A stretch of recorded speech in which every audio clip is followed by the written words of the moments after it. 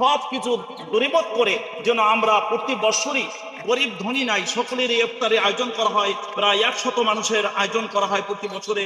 এখানে সুন্দরভাবে একটা অনুষ্ঠান হয়।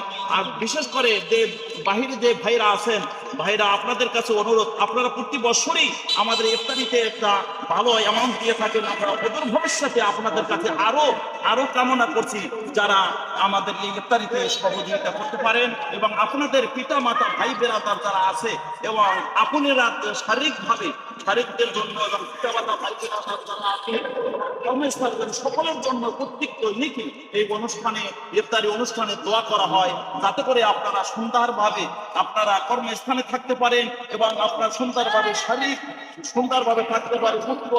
100 মানুষের মতো প্রায় দোয়া করা হয়। আর আল্লাহ রাব্বুল আলামিন এই ইফতারির সময় দোয়াটাই আল্লাহ তাআলা কবুল করিয়া নেয়।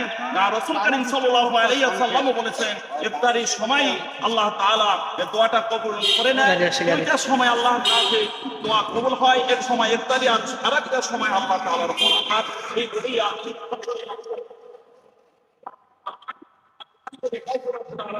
আসসালামু আলাইকুম ওয়া রাহমাতুল্লাহি ওয়া বারাকাতুহু।